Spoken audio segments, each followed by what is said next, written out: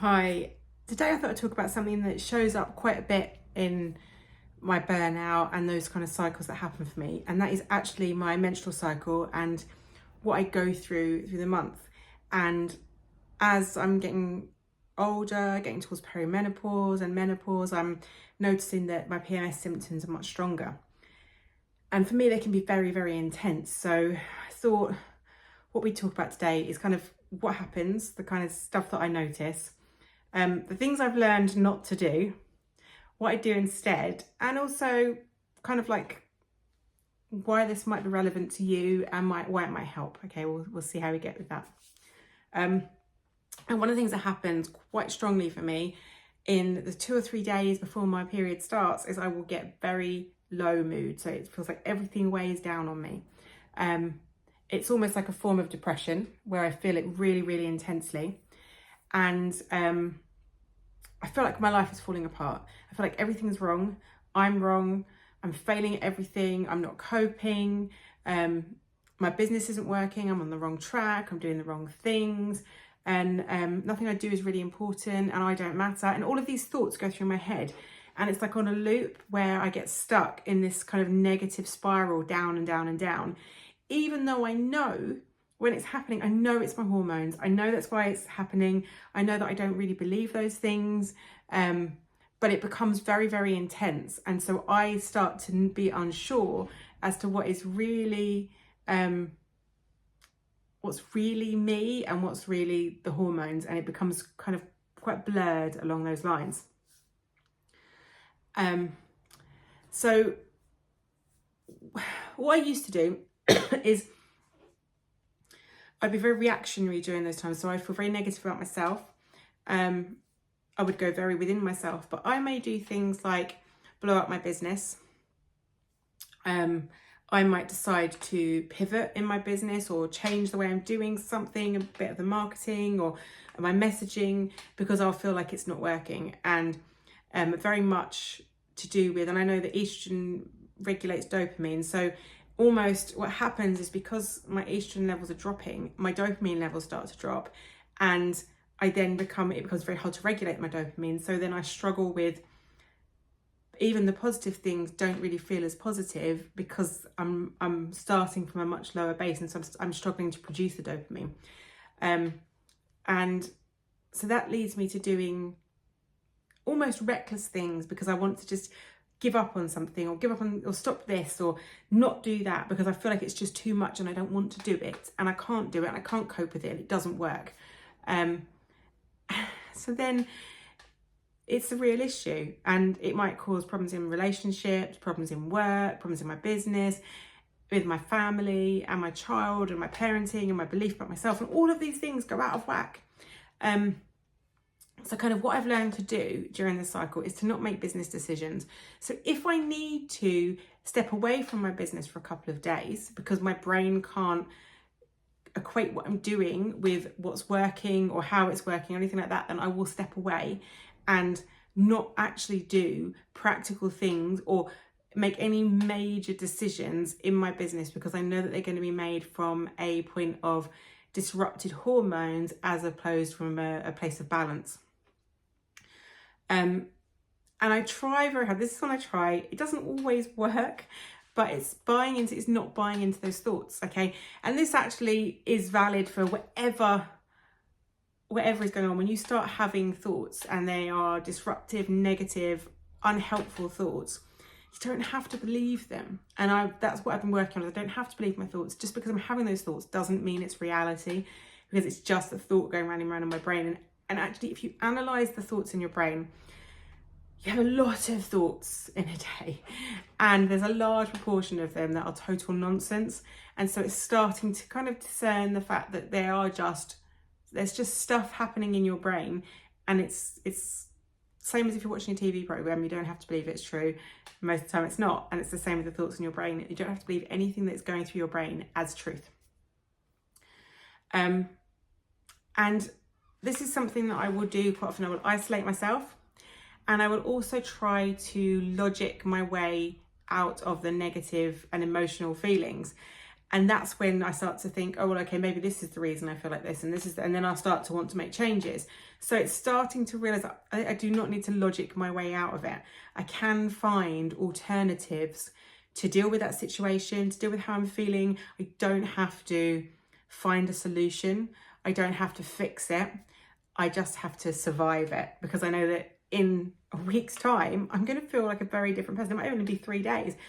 I'm going to feel like a very different person. And so I don't have to solve that problem. It's going to solve on its own. And that's one of the things that I've had to remember, and I have to remind myself of all the time. Yes, you feel like this, but it's not going to last forever. And that's important to remember for everything. Nothing is permanent, nothing lasts forever. So even when you're having really high times, they're not going to last forever.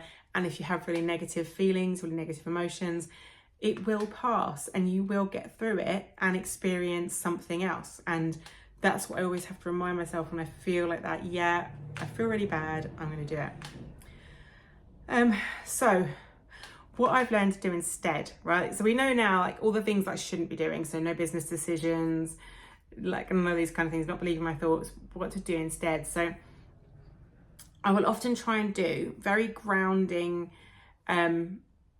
body-based actions, because that actually helps to lift my mood. And for me particularly, I will go to my allotment or into my garden, get my hands in the soil, because it helps to lift the mood. But even just doing things like housework, getting the house tidy, organised, clean, I find it's doing things that don't involve too many cognitive processes, because during this time when my hormones are really high, my brain doesn't think properly. So it's either foggy or confused or angry or upset, and there's all these thoughts going on and emotions going on there, so it's not thinking properly. So if I give myself time to do things that actually will move my body, change my state, and change how I actually feel, then I can shift myself out of those negative thoughts without having to work out solutions. I'm not logicking my way out of it. I'm doing something that maybe I need to do, like housework, or that I enjoy doing, like the allotment, or even might be sewing on my computer, on my sewing machine, and doing something like that takes me away from the thoughts and the rumination and into something very practical and physical and tactile and moving and that kind of thing. And it's also to then also make sure that I'm sticking into my rituals that I do on a regular basis. So that might be grounding meditations or tapping, or anything that kind of, again, it's the somatic practices, anything that where you start to feel what's happening and you just can come into the present and start to feel what's going on in the present moment, maybe in your body, in the physical sensations, what's going on around you. So I'm very, very grounded and in the now, so that it takes me out of this spiral of thoughts, because you're actually countering it with something else. So tapping will help to reduce the anxiety. The meditation will help to bring you back to the present moment. And those kind of things really help me a lot when combined with the grounding, practical, physical movement, action, something that's going to get me moving. So I might be just going for a long walk. That can help significantly. And it's lowering the bar for what I really need to achieve. And that as well, because when you're looking at you setting yourself goals, and this is a problem that a lot of women will suffer from. We live in a male-dominated structure of life. So we have 5 days a week, and we have a certain output that we put in every day of the month, and we kind of put the same output out all the time. And I think it's kind of acknowledging, and one of the things I'm aware of, that the output is different for different times of the month if you're a woman. So I would have certain times when my energy is up and my output will be massive, and I can just work and work and work, and I get loads done. And then I have other times when I'm suffering from PMS, when my energy is really low and I don't have that energy, and my output can actually be virtually nothing. I can, if I was, say, going to sit on my computer to do some work, I would try and work, but my brain would be really, really slow. And so what would normally take me an hour, because when I'm up and I'm buzzy and I'm working, I might do it for 3 or 4 hours and still not get it done. And so it's lowering the bar of what my expectations for the day are. And sometimes it's about adjusting what I'm doing, saying, do you know what, my brain is not there to do that kind of work. So I'm going to take a step back and do something else. And it's allowing yourself that kind of flexibility and freedom, and building that into how I plan my life. So thinking, okay, I know this is going to be a high energy 2 weeks. So in this high energy 2 weeks, that's when I'm going to get all my stuff done, and I'm going to get it all in place so that when I go to the low energy, I've got stuff in place ready, so I don't need to do very much. And it's allowing myself to work in that cycle and not expecting me to fit into a regular 9 to 5, do the same thing every day, have the same output, do the same stuff, because it doesn't really work for me. And understanding what works for my body and how I actually do it can be really beneficial. And also, I've been using a website called Identity Alchemy with AI, and it's about, a lot of that is around journaling with AI, and it's really helpful. It sort of opens your eyes to the patterns that you're exhibiting, and it reflects on what you're saying, and it kind of challenges you if you have lots of negative thoughts. And so it's starting to use that and reflect with honesty. So I'm not obeying the fear voice in my head, and also I'm using that, and I'm using my journaling to reflect on what's happening, and then be able to look at that and say, hang on a minute, is that true?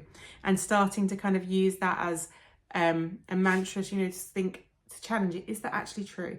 Because the negative thoughts that come up and they spiral, when you start on them, you just find yourself going down and down and down, and that's what I find. And so it's starting to pattern interrupt, to stop those from spiraling, to question them. And that's when I use the AI journaling, because that will really challenge what I'm saying as well, which is a massive help to stop me from spiraling and to find a way out and a way through so that I can do something more positive. So why am I sharing this with you? Because you're thinking, okay, great, fantastic. We know all about what you do when you're feeling in a low mood, but what's relevant for that? Well, if you're listening to this and you've got this far, hopefully it's been beneficial to you already, because I want to normalize the messiness. Life is not straightforward. Life is messy. We go through things. We have hormonal ups and downs. We have different emotions. We have lots of stuff going on, and that's normal, and it's okay to be messy in life, right? Because we are. So understanding that, and understanding, the other thing I wanted to show you is the difference between surrender. So surrendering to how you feel, where you maybe not doing as much hard work, like I'm not doing as much mental work, I'm doing other work, and surrendering to that, but not sabotaging what I've already got because I've got all these feelings going on. So it's surrendering to how I feel, understanding it, accepting it, and doing what I need to do to get through that time, but not sabotaging what I have just because I feel stressed, anxious, upset, and all of these other emotions that are going on that are triggered by my hormones. And I'd also like to model for you what self-trust can look like when you have hard days, because it's really easy to love yourself, to trust yourself, to be confident in who you are when things are going well and when you're feeling really upbeat and everything's kind of amazing. When you feel low and you're struggling, your hormones are all over the place, that's when self-trust goes, self-love goes, and we slip into old negative patterns. So it's about having a structure in place so that those things don't come back and we don't slip into the spiral of self-hatred and we don't lose our own personal trust. So I hope that this has been beneficial for you, and that you've got some ideas of things that you can do when those emotions hit and the hormones go all over the place, or even if it's not caused by hormones, it's caused by something else, that you can do to pattern interrupt, to take yourself into a more positive, self-loving, self-trusting state. And if you find this interesting, I'd love to invite you to join the Sacred Circle with me. It's $7 a month, and we have monthly meetings and different things going on in the group. There's a Sacred Mirror foundational course that you can take, and I'm just working on a cycle survival kit so that you'll have different meditations and rituals and things in there to help you get through the hardest times. And like I said, it is just $7 a month to join. I'll put the link in the comments, and if you like this video and it is of interest to you, remember to hit the like and subscribe buttons so that other people can see it, and if you want to, feel free to share it with anybody that you know that might benefit from it.